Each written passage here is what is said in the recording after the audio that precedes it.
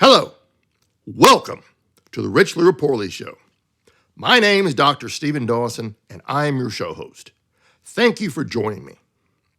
Please visit shdawson.com/podcast and click on the link Offer to learn about the Richly or Poorly Show. I invite you to visit the podcast webpage. Scroll down to the bottom of this webpage to receive the transcript of each show episode. The transcripts await you, so you can copy either any or all of them to your device so you can have them with you to help you live your life more richly. Also, you will see a link on the podcast webpage at the beginning of the episode list to the show episode map webpage. The map presents the show episodes to you by topic, so you can both find and enjoy a group of show episodes with ease. Please visit shdawson.com/subscribe to join my optional email list to receive time-sensitive news on the Richly or Poorly Show, my public speaking activities, and anything else that is suitable for me to send to you. Please listen to, follow, and like the show on Apple Podcast, Spotify, YouTube, and wherever you listen. And please remember to leave the show a nice review. Please share the show with your friends. Send them the link to my podcast webpage and offer to help them set up their device to subscribe to the show. Thank you to the 6 streaming services that syndicate the Richly or Poorly Show. Thank you to the anonymous individual and contributor sponsors of the Richly or Poorly Show. I'm still looking for my first commercial sponsor. Finally, please continue to email your questions and comments about the show to service@shdawson.com. The show's motto is unmistakable. Richly is goodly. Please consider how you define the term good as we journey through life together in your pursuit of defining the term richly in your life. Last week, I presented on the topic of relationships. I presented the first step in establishing a relationship, determine value. It will take several episodes to present relationships to you in preparation for presenting the 5 academic skills necessary for success to you. Today, I will continue to present on the topic of relationships. I will present the second step in establishing a relationship. The basis for a relationship is a longer duration than that of a team in a project. All team members have the relationship attribute. However, the starting point of formation for any relationship is different from that of forming a team. A team has a purpose to accomplish.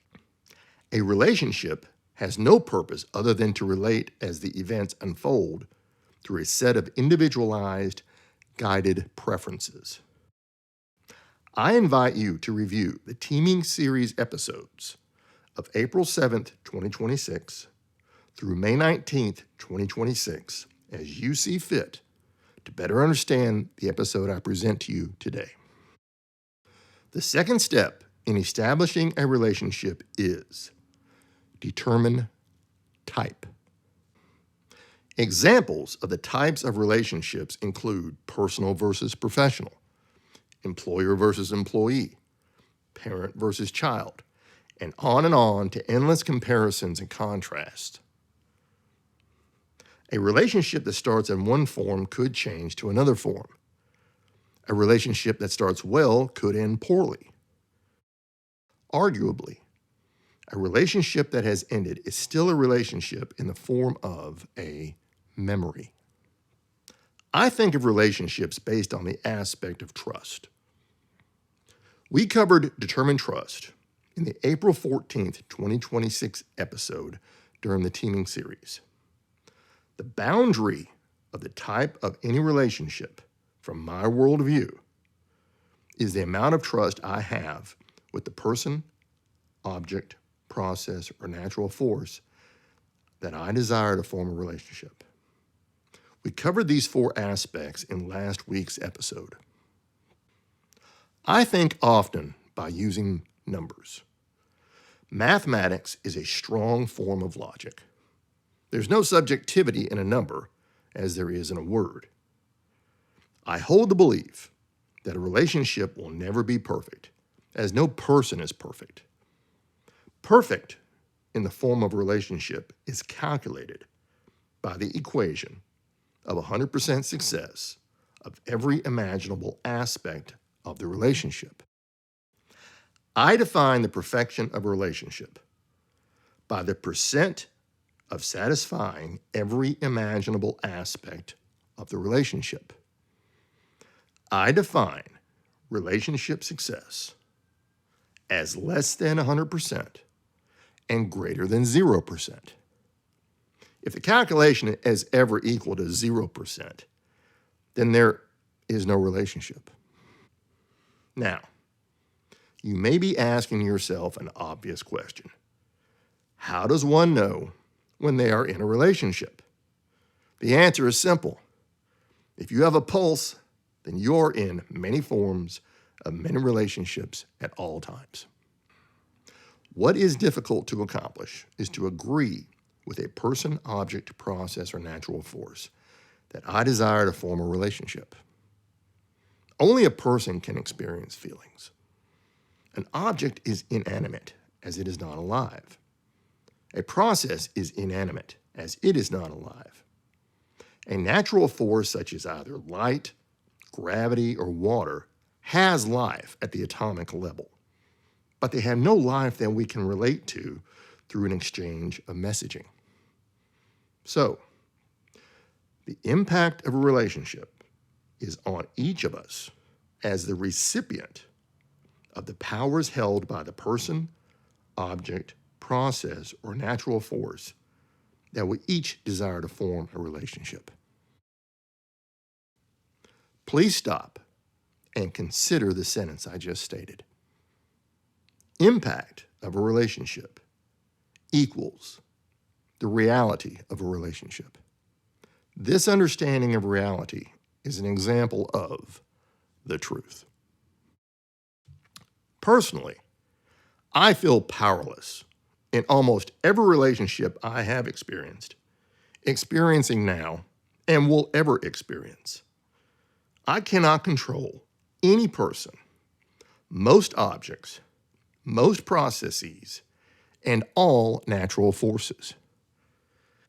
I could force someone as a child to do what I demand of them, but my force did not necessarily gain either their agreement to do the process willfully or their desire to do the process. I could change an object for it to be what I want. The same is true for a process. Food is an example of changing an object. We either cut or prepare the food before we eat it. We eat it to perhaps be healthy or happy or both. The type of relationship determination occurs every second the relationship exists. The trust aspect I spoke of earlier in this episode is an example of a relationship change. I'm not going to share information with an employee until I hold enough trust in the relationship I have with the employee as their employer. The same is true for a person who violates the trust.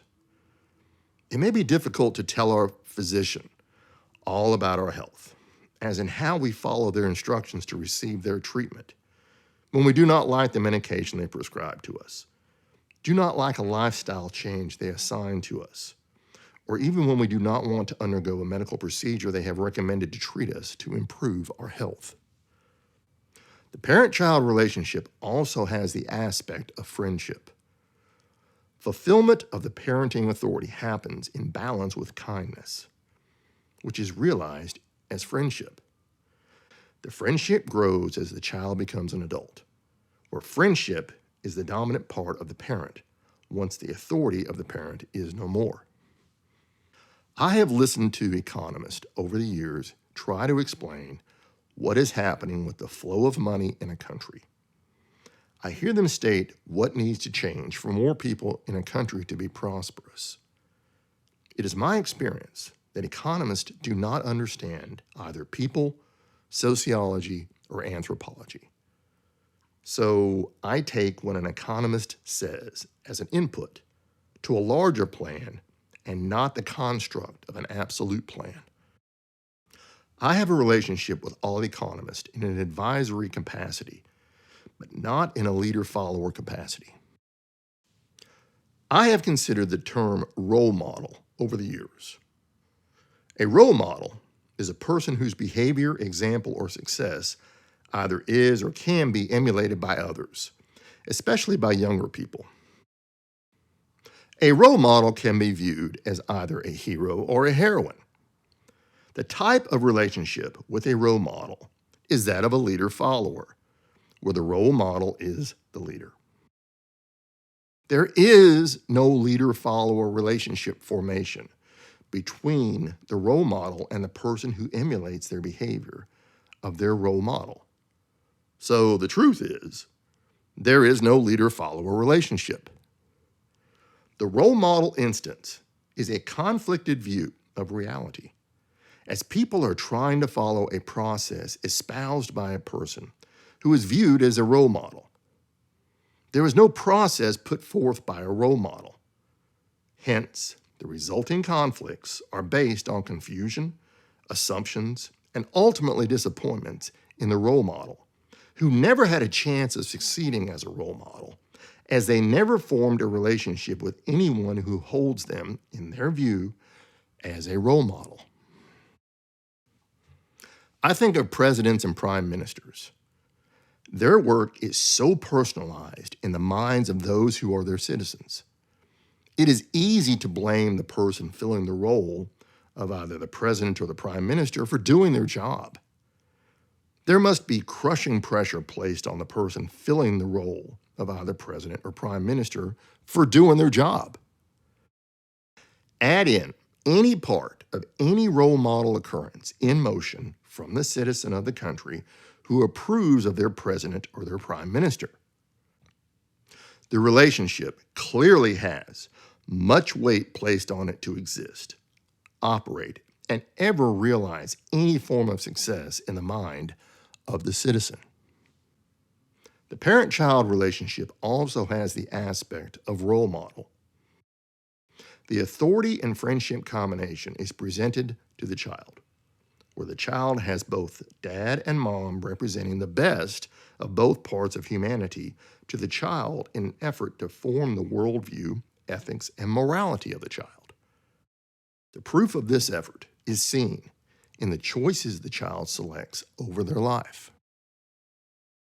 Neuralink is a company owned by Elon Musk. The purpose of this company is to develop implantable brain-computer interfaces. The electronics are implanted into a human brain by a surgical procedure. The electronics communicate to a computer, smartphone, or tablet by wireless messaging. This technology intends to advance the human user interface beyond what is occurring now with computers, smartphones, and smart speakers. Meta and Ray-Ban formed a partnership to develop smart glasses. The glasses display images inside the lenses for the wearer to see. The glasses also have 2 cameras outside the frame. The electronics communicate to a computer, smartphone, or tablet by wireless messaging.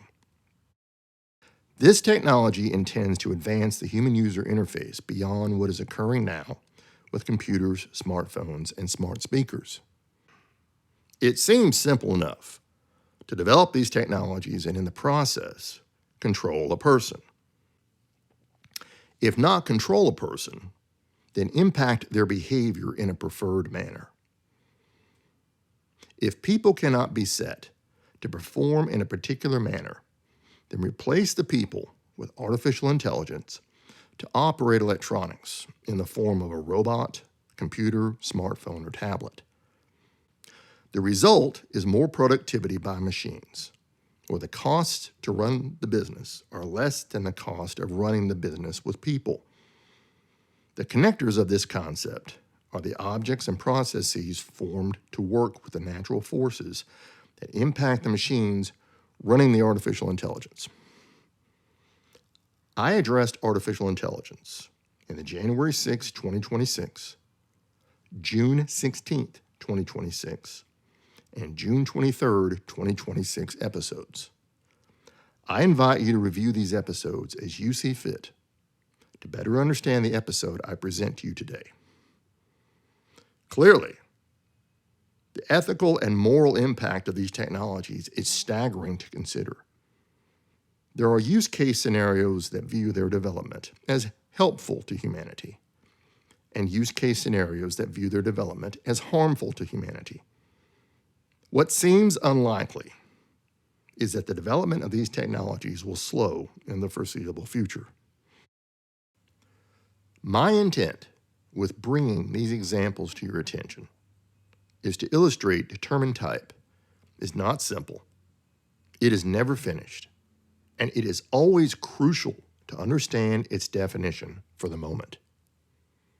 A relationship that has more than a single type at once is quite complex, and as a result, difficult to juggle.